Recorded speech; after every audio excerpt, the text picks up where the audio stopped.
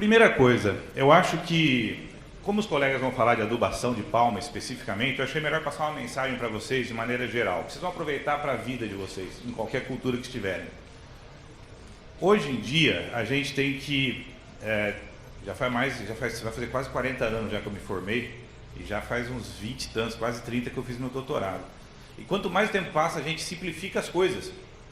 No fim, é a simplicidade que é o que mais importa, né? Então, o que nós temos que fazer? Usar os conceitos óbvios. A maioria da que está aqui é tudo agrônomo, aprendeu tudo que eu vou falar na faculdade, não tem novidade nenhuma para vocês. O que a gente tem que fazer? O que é fertilidade do solo, né? Fertilidade do solo é dar ao solo habilidade para ele fazer uma planta se desenvolver bem e produzir. Acabou. Acabou a palestra, pode ir embora. É isso que é fertilidade do solo. Então, o que nós temos que fazer como técnicos? Transformar o nosso solo num solo fértil.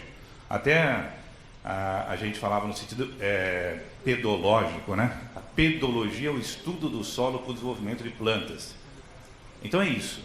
Esse é o nosso conceito, né? E que maneira que um solo é fértil? Olha, quando ele consegue fornecer à planta o nutriente que ela precisa de uma maneira adequada para que ela absorva, né? Então, o que é nutriente? Nutriente é todo elemento químico que a planta precise para completar seu ciclo em todas as fases fenológicas. Não é aqueles elementos, porque na planta tem de... Todos os elementos da tabela periódica estão na planta, até ouro, é pouco, mas tem. Até na gente tem, né? Então, não são os elementos que estão na planta, mas são aqueles que ela realmente precisa para cumprir tudo que ela precisa, né? Então, esse é o nutriente. E o que é uma nutrição adequada? Ora, a nutrição adequada é aquela que consegue fornecer o nutriente que a planta precisa na hora que ela precisa. É o coxo do galinheiro. A galinha tem que comer a comida, ela não pode escolher, não. Eu tinha uma galinha que escolhia, morreu esses dias. Bom, eu não vou falar o nome dela, que pode ser que alguém tenha esse nome e vai se ofender. Mas de qualquer maneira, dava arroz para ela, ela gostava. Quando dava arroz com cenoura, ela não gostava, ela selecionava a cenoura, só comia o arroz, né? Porém, a planta não consegue fazer isso. Ela tem que absorver a solução do solo e a solução do solo tem que estar adequada para ela, todos os nutrientes ali, né? Então, quanto mais a gente consegue fazer isso, melhor. Ora, atender a demanda para a produção pretendida. Aí vem uma outra frase, né? Ah, mas tem produção no meio? Tem, ué. A planta, gente, a planta, ela quer sobreviver. Quem quer que ela produza somos nós. A gente que muda a genética, muda o espaçamento, dá um monte de exigência para elas, né? Então, no final do dia, aí vem tudo aquilo que o senhor estava falando também agora há pouco. O que é uma adubação racional e, portanto, econômica? Porque tudo que é racional tem que ser econômico, senão não é racional. É a gente fornecer, transformar todo o fertilizante que eu aplico, esse sim, o fertilizante que eu aplico, no nutriente para a planta. Nem mais nem menos. Se eu fizer isso, eu estou fazendo a adubação mais econômica do mundo.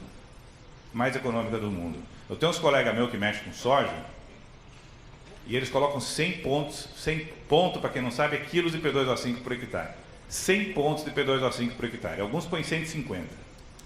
E ele faz isso, ele abriu a área, 150 quilos de P2O5 por hectare. Passou 5 anos, 150 quilos de P2O5 por hectare. Passou 10 anos, 150 quilos de P2O5 por hectare. Bom, alguma coisa está errada. Ou ele punha pouco antes, ou ele está pondo muito agora.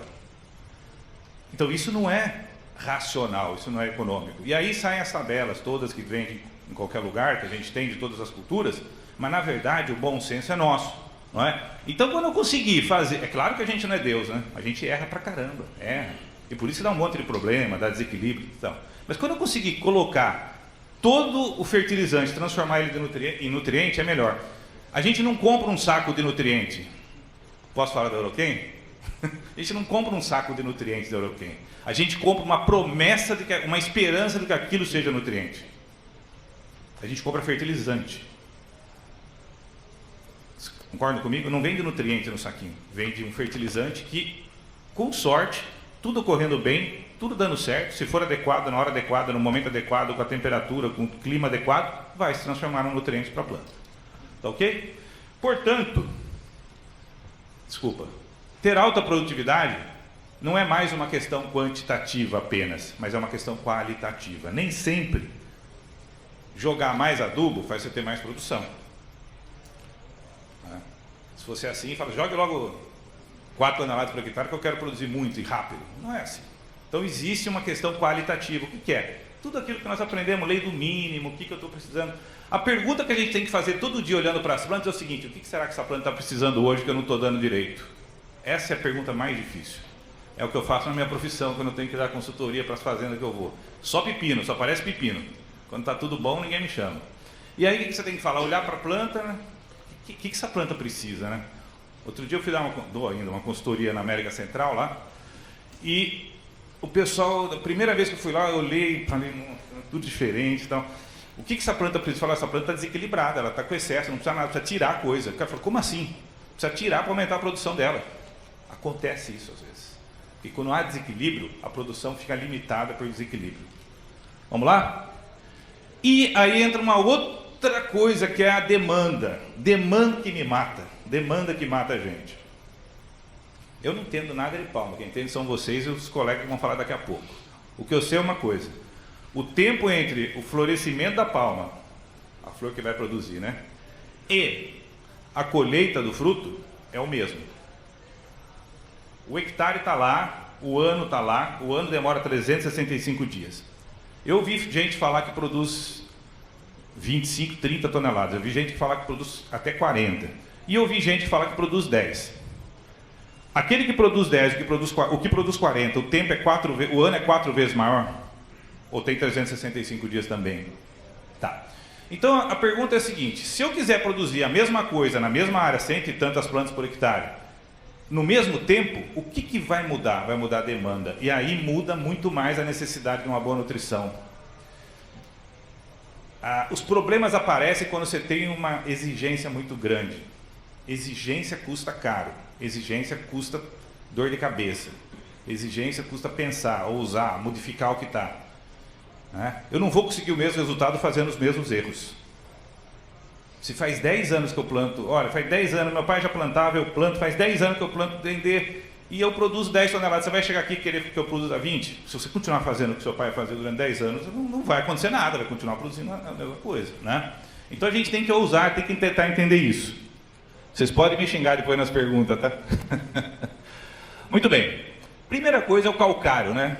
Ah, não, calcário... Gente, calma, calcário não faz nada, não. A única coisa que calcário faz é isso, ó. O objetivo... É aqui no meio, né? O objetivo do calcário... Ah, tá aqui. O objetivo do calcário é isso, ó. É isso o objetivo do calcário. O objetivo do calcário é gerar carga negativa. O calcário nada mais é... Vamos pegar o exemplo do carbonato de cálcio como corretivo de magnésio. Nada mais é do que um gerador de carbonato que vai gerar um ácido fraco, que é o ácido carbônico, que por ser fraco ele vai se dissociar lentamente, e portanto ele vai ficar segurando hidrogênio por um tempinho muito bom. E ele vai fazer o quê? Ele tira hidrogênio da solução do solo. Olha, quando ele tira hidrogênio, ele tira a carga positiva e me dá carga negativa, que é exatamente o que eu estou precisando. Então o calcário ajuda a limpar as cargas positivas do terreno e colocar carga negativa. Primeira coisa que o calcário faz é isso. Vamos em frente. Ok. Aí você tem o seguinte, você tem um solo tropical. Nós estamos na região tropical, maravilhosa, extraordinária, tudo.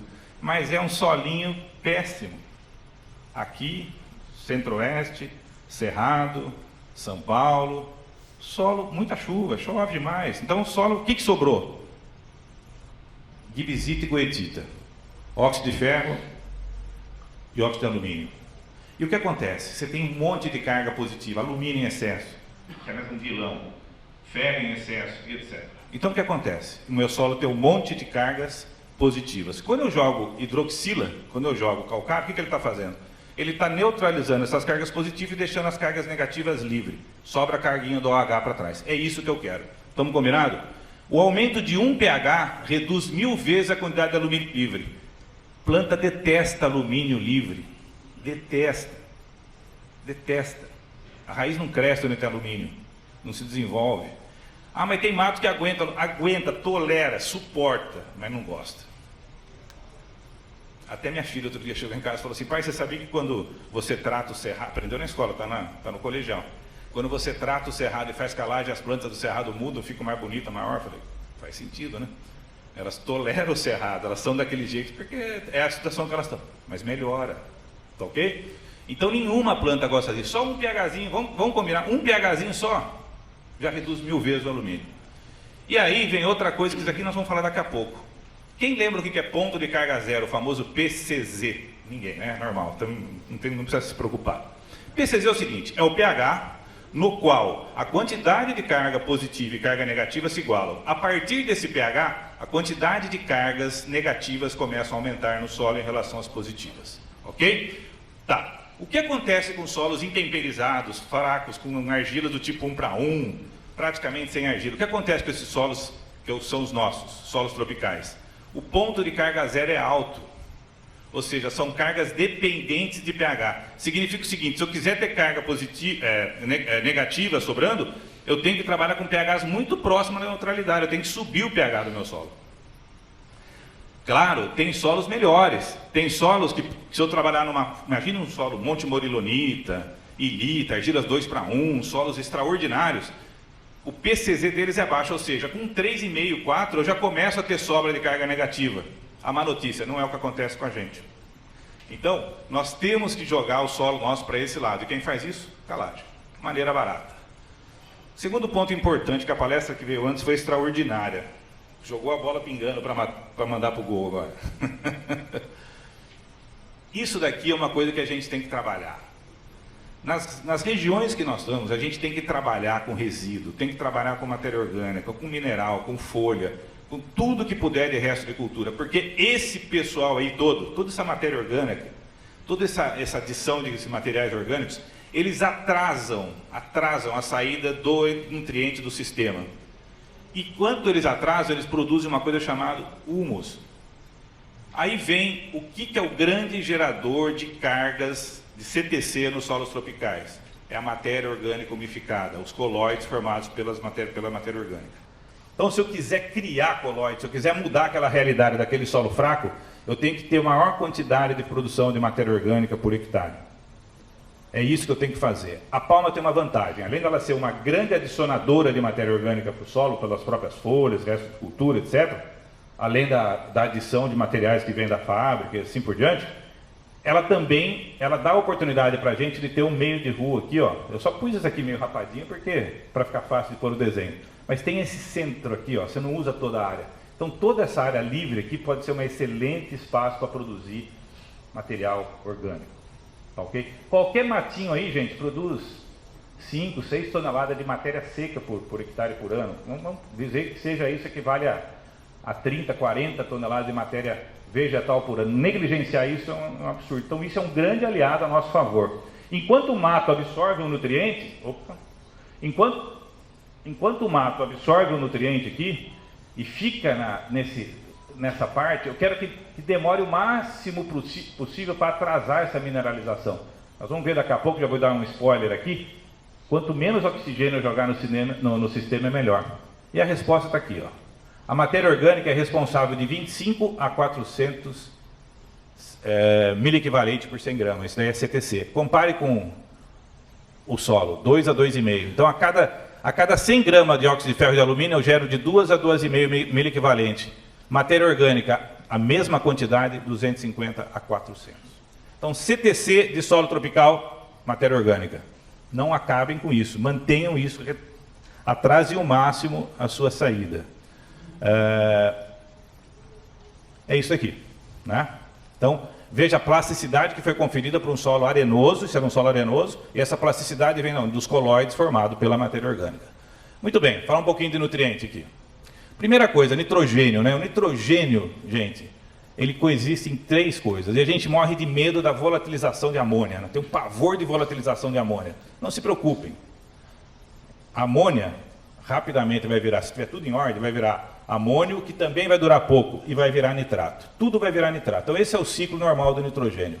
As fontes que passam pela fase de amônia, rapidamente vai para amônia, é o tamanho da seta. E o amônio e o nitrato ficam aí. O amônio passa logo para nitrato também. Vamos lá, esse é o solo. Matéria orgânica. Matéria orgânica está aqui. Amônio, nitrato absorvido pela planta. Isso daí esse processo chama mineralização, tá certo? Isso aqui chama nitrificação. Nitrogênio do ar, acontece também fixação biológica de nitrogênio? Sim, leguminosa no meio da cultura. Nitrato, O nitrato ele pode ser absorvido pela planta, esse nitrato está aqui na solução do solo, pode ser absorvido pela planta ou pode ser de novo voltar para a matéria orgânica, imobilizado. Legal. Cada nitrato que fica imobilizado está me ajudando, porque ele está atrasando a perda desse elemento por lixiviação. Tá? E a própria absorção por amônio também que acontece na planta. Tá? Gente, eu gostaria muito de explicar isso com calma para vocês. Uma outra oportunidade, eu acho que eu posso fazer isso. Mas o primeiro grande ponto, remoção pelas colheitas. Pessoal, a quantidade de nitrogênio está sempre ligada à produção. Tá? Aí vem o seguinte, eu vou adubar pouco porque só produz pouco, ou eu vou adubar mais para ela produzir mais? Você tem que apostar, você tem que ir em frente, tá ok? Erosão, não vai ao caso. Imobilização, nós já falamos que eu gosto, até vou mostrar um gráfico aqui para vocês, ó. Você tem um material de relação carbono-nitrogênio alto, resíduo, por exemplo.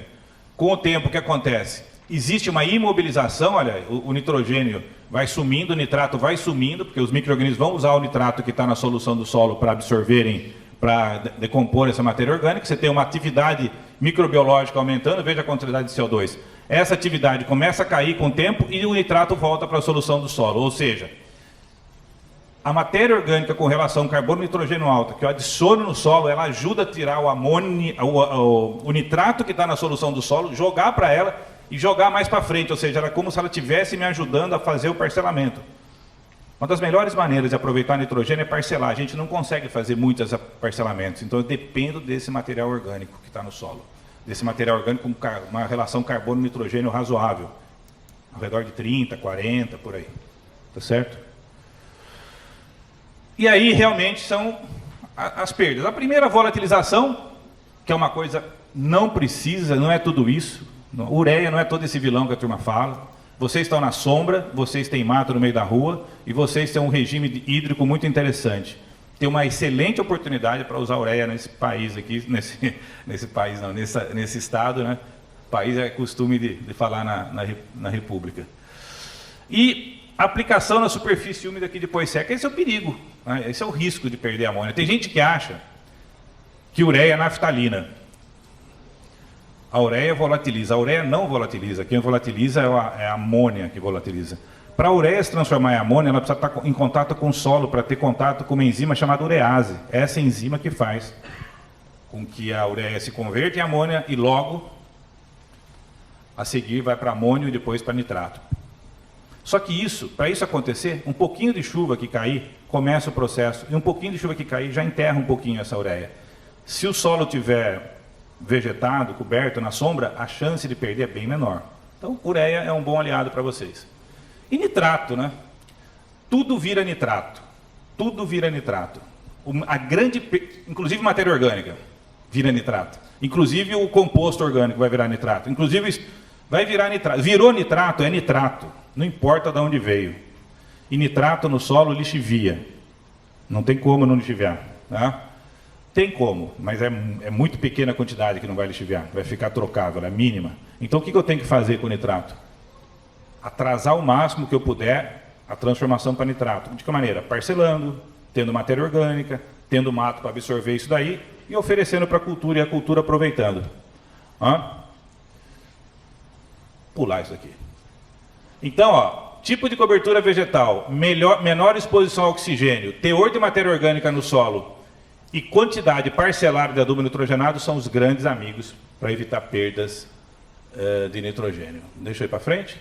Ureia, como eu falei, urease, amônia, amônio, nitrato. Esse é o caminho. Né? A ureia pode ficar guardada no barracão 1 ano, não vai perder nada. Quando ela chegar no solo, tiver contato com a urease, com chuva, o processo começa. Amônia, gente, 1 centímetro que ela entrar na terra, acabou, não tem mais perda de amônia. Choveu um pouquinho, dissolveu, desceu, acabou. Não é que a bolinha de ureia vai descer, ela dissolve na água e vai embora. Desceu um pouquinho, acabou, perdeu a chance de volatilizar. Agora, isso daqui vai acontecer sempre. O nitrato vai acontecer sempre. Sempre joguem adubo onde tem raiz, sempre joguem adubo onde tem vegetação no meio da rua, porque esse fertilizante vai ser melhor aproveitado. Não é? Agora não dá tempo de fazer isso. Sulfato de amônio, a mesma coisa, só que daí é diferente, já vai direto para amônio, né? Amônio e sulfato. Amônio e sulfato. Sulfato de amônio, a mesma coisa, só que daí é diferente, já vai direto para amônio, né? Amônio e sulfato. Sulfato de amônio, a mesma coisa, só que daí é diferente, já vai direto para amônio, né? Amônio e sulfato. Nitrato de amônio também, só que ele já vai amônio, não passa pela fase de amônia. Por isso que esses produtos têm menos chance de perder. Sempre pode existir um negócio que chama desamonificação. A amônia pode voltar para amônia, o amônio pode voltar para amônia, mas isso já é mais difícil de acontecer. Tá. Eu quero pular já para o fósforo, porque o tempo está passando aqui. Muito bem. Manejo de fósforo. Pessoal, já falei de PCC. Qual é o problema do fósforo? Vou pular aqui que o tempo está passando.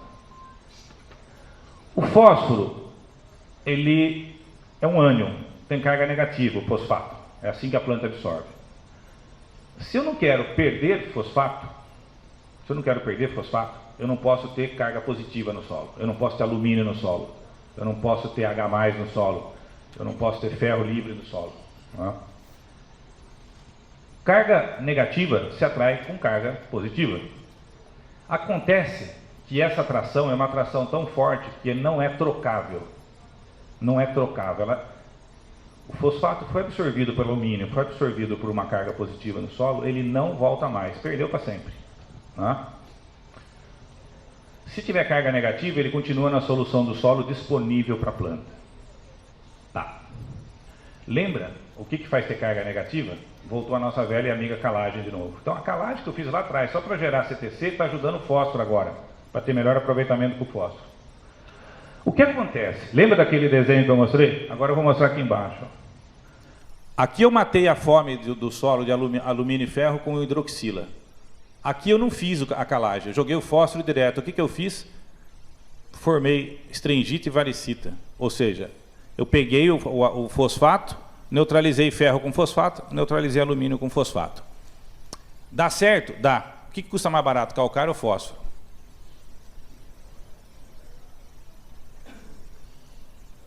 Vamos em frente. Matéria orgânica tem carga negativa. Fósforo gosta de carga negativa? Gosta. Sabe qual que é o pior lugar para jogar fósforo? Desliga a gravação aí, que senão depois eu vou pegar esse trecho e vai... O pior lugar para jogar fósforo é no solo. Fósforo é para ser jogado na matéria orgânica. Fósforo tem que ficar lá, protegido pela matéria orgânica. Tanto que a indústria fez um monte de produto protegido, né? Fósforo protegido e tal. Por quê? Entrou em contato com o solo, mais cedo ou mais tarde ele vai encontrar uma carga positiva. E é por isso, né? Está cheio de carga negativa sobrando aqui, ó, na matéria orgânica. Então, lembre-se sempre, fósforo, matéria orgânica, CTC. CTC é matéria orgânica. Fósforo gosta de CTC, carga negativa, e gosta de matéria orgânica. E localização, né? Fósforo, gente, ele é absorvido por difusão. Quanto mais próximo ele ficar da raiz, melhor o aproveitamento dele. Está aqui o gráfico. Então, qual é a lógica? Tem mais matéria orgânica na superfície. O pH da superfície, teoricamente, é maior, mais corrigido, né? E pela equação de difusão, a gente fala o seguinte, quanto mais próximo da raiz, melhor o aproveitamento do fósforo. Aonde que você vai colocar fósforo? Tem gente que acha que tem que pôr enterrado. Aplicar fósforo e passar grade em cima, incorporar fósforo no solo. Não façam isso. Não joga fósforo no capeta, no inferno, lá embaixo, que tem carga positiva sobrando. Isso para qualquer coisa. Fósforo, quanto mais longe do solo, quanto menor contato com o solo, melhor. Lembrando que os números não foram revogados. Os números não foram revogados. Vocês pegam a análise de solo na mão, usem a análise de solo. 1 ppm de fósforo equivale a 4,5 kg de P2O5. Isso tava, agora eu estou voltando lá naquele pessoal que sempre foi, todo ano põe 100 kg, 100 kg, 100 kg. Ora, se eu tenho 10 ppm no solo, eu tenho 45 quilos de P2O5. Ah, mas não pode confiar. Esse é que você pode confiar. Esse é que você pode confiar. Esse que está livre para você. Hoje vocês estão ferrados. Hoje vai ter de noite. Muito bem. E aí, por exemplo, olha, a palma é uma curiosidade, tá? Tem vários autores, tem várias coisas, mas na média aí, mais ou menos, ela precisa, ela exporta. O que é exporta? Vai embora no caminhãozinho, vai embora para a fábrica, e se ninguém fizer nada, não vai voltar mais?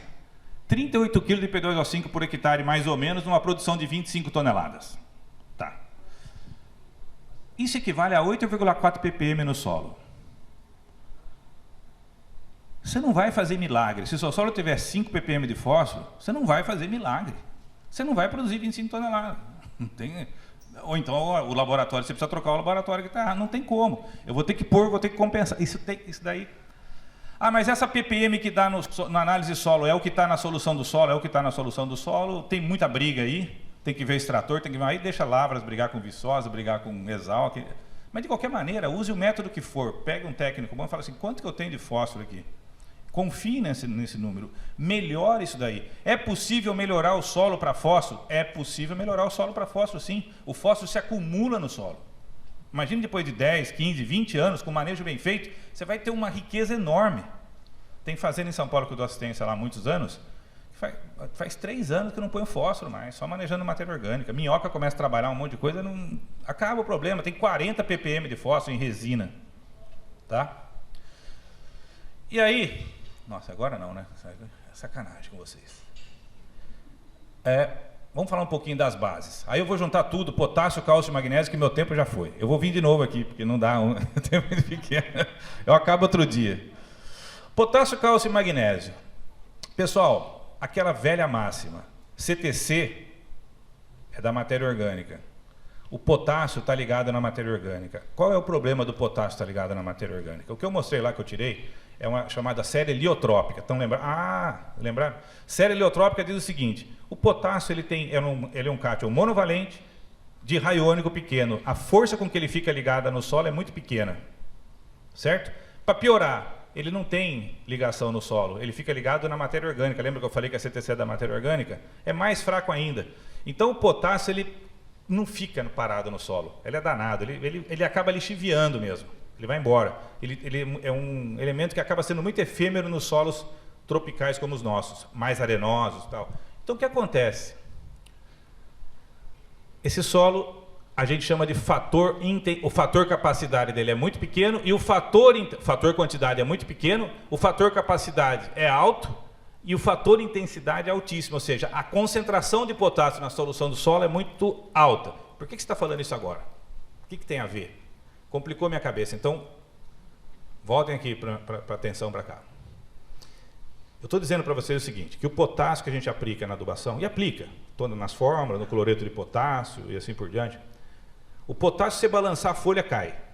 Você joga palha no solo, a primeira coisa que vai embora é o potássio, já vai para a solução. Certo? Na planta você nem acha potássio em nenhum composto, praticamente. O potássio, ele praticamente vive na forma iônica dentro da planta. Extremamente móvel. Cai com chuva, volta com absorção, enfim. O que acontece com esse elemento? A tendência dele... Tá. A tendência dele é o quê? Deixa eu pular essa parte aqui. Eu queria fazer outra coisa. Eu vou chegar aqui, depois eu volto. Aqui, ó. Aqui. A tendência do potássio é essa daqui. O potássio, ele desloca magnésio. A natureza fala o seguinte, como o potássio tem raio iônico menor, ele é pequenininho e ele é monovalente, eu tenho menos potássio no solo. O magnésio, ele é divalente, né? Então, é maior que o potássio. O que acontece? Eu tenho mais magnésio no solo. E depois eu tenho mais cálcio que todos, porque o cálcio também é divalente, mas é mais pesado. Então, como o cálcio é maior concentração. Isso dá um equilíbrio no solo. O que acontece? Acho que faz uns mais de 20 anos que eu vim para o Pará a primeira vez para resolver problema de magnésio. Na época do Supomag. Quem lembra do Supomag? Lá atrás, nós trouxemos o Supomag para cá, que Serita também. O que aconteceu? A gente aduba com potássio, um solo com CTC baixa. O que acontece? Você vai deslocando o magnésio. A saturação de magnésio no solo fica baixa. E aí você começa a ter problema de deficiência de magnésio. Pessoal, quando vocês falam eu tenho problema de deficiência de magnésio, eu estou lendo o seguinte, já apareceu na folha visual. O problema já começou muito antes de aparecer.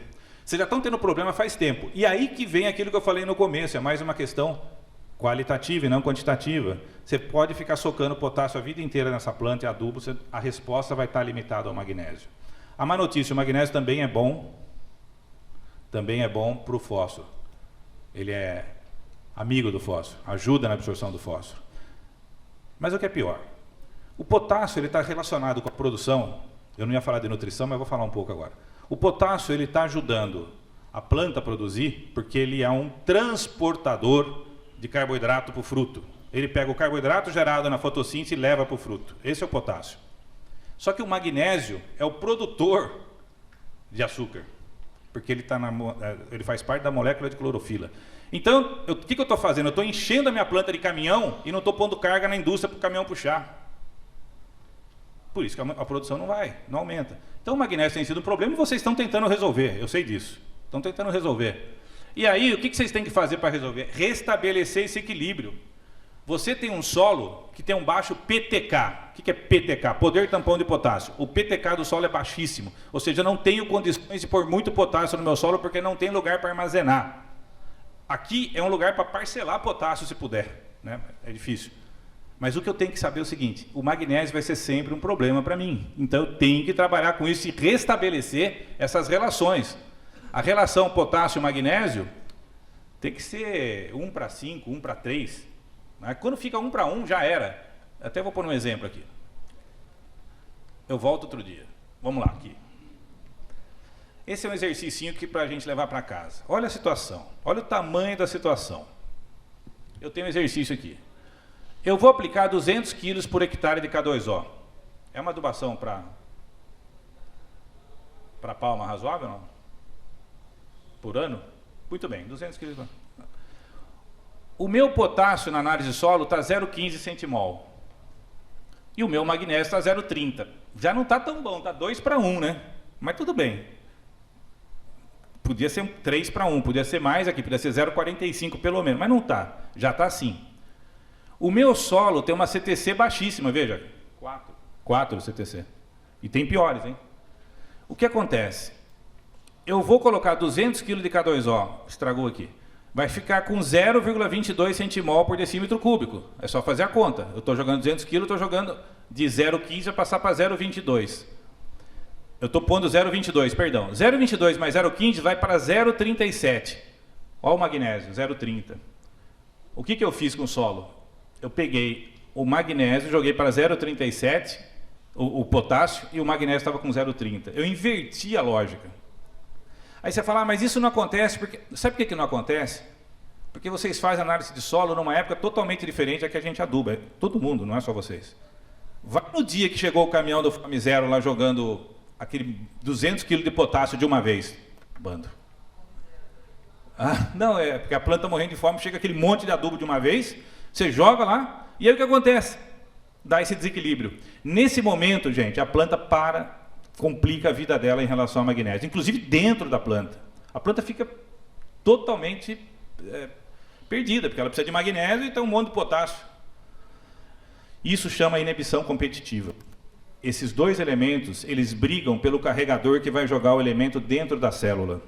A planta simplesmente não consegue absorver mais magnésio, inclusive o que ela tem, que estava circulando na seiva. Então isso é um problema. E é um problema que a gente vai ter que resolver. Às vezes, olha que heresia, Nolasco. Você resolve esse problema adubando com menos potássio, ou até tirando o potássio por um tempo até acertar isso. Eu não sou eu que vou falar, são os técnicos aqui que vão ver situação por situação. E para encerrar, que eu já estourei o tempo. 35 minutos, vai até que... Eu pulei um monte de coisa, mas tudo bem.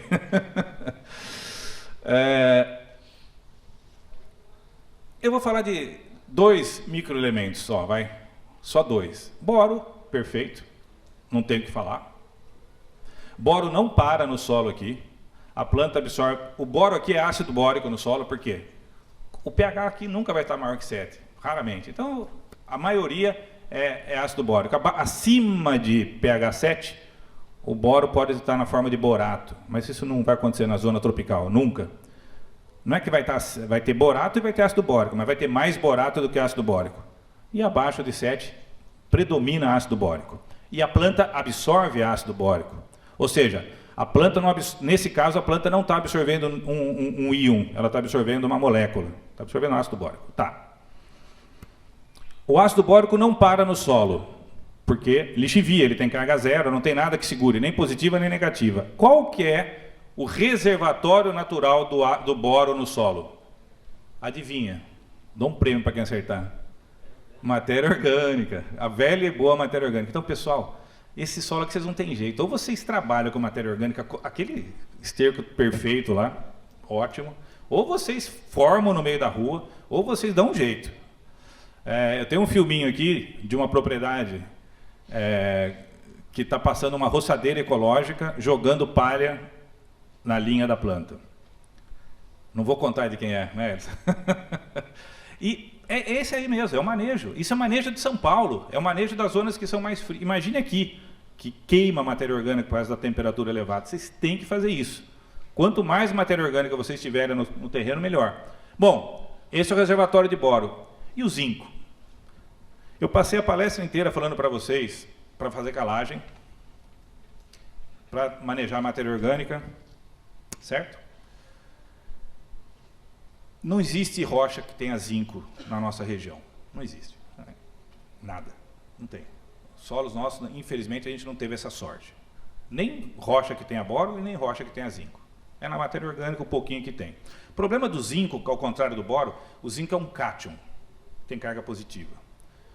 E quando ele tem carga positiva, ele se prejudica com hidroxila. Porque ele tem uma ligação com a carga negativa que a gente chama adsorção específica e não fica trocável. Então, quanto mais eu elevo o pH, menos eu tenho chance de liberar o zinco que está no solo. Bom, já não tinha, e eu começo a trabalhar com matéria orgânica e trabalhar com calcário. Já não tinha. Então, o que eu tenho que fazer? Ponham, coloquem. Não esqueçam do zinco.